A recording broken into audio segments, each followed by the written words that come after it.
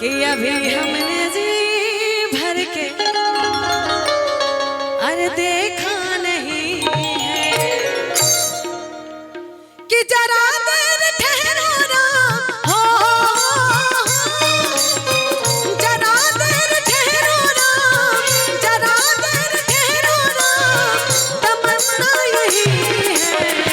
अभी हमने जी भर के देखा नहीं है, अभी हमने जी भर के देखा नहीं है, जरा देर ठहरो राम हो, जरा देर ठहरो राम, जरा देर ठहरो राम, तमन्ना यही है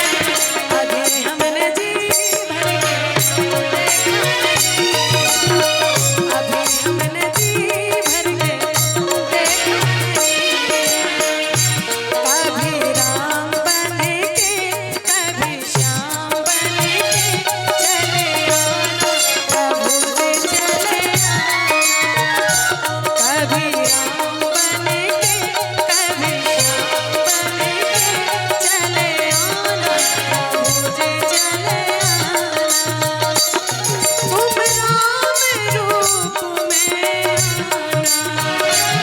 तुम श्याम रूप में आना,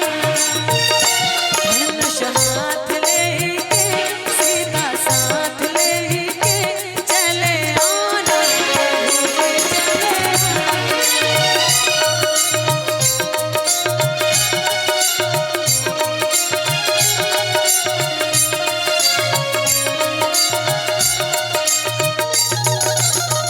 अभी हमने जी भर के देखा नहीं है, अभी हमने जी भर के और कहना है जितना सुना था मैंने कहीं उससे ज्यादा,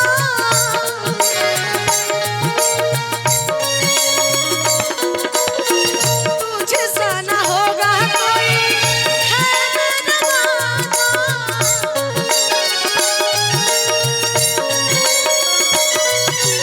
मैं चाहूंगी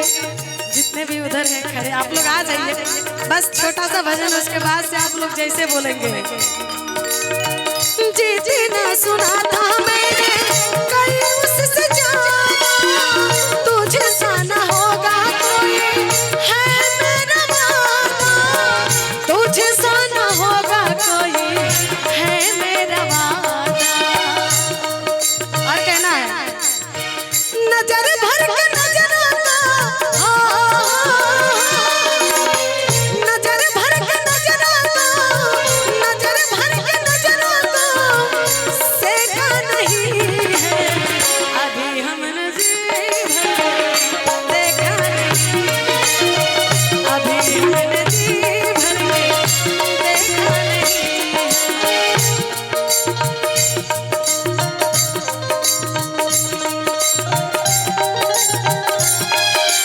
चूड़ी बेचने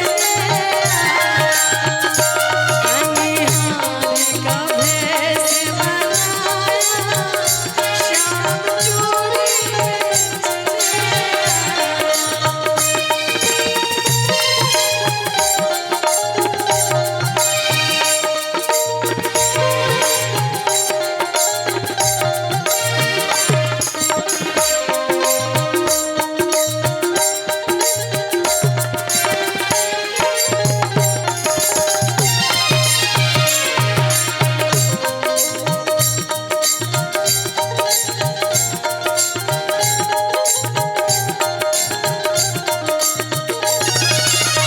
अभी हमने जी भर के देखा नहीं है।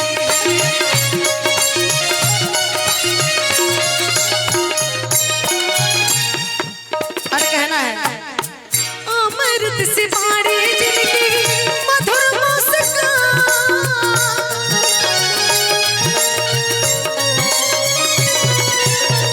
पुलकित हुआ है मन में तरस भावा,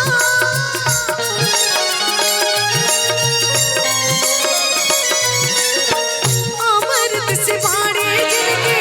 मधुर मुस्कान, पुलकित हुआ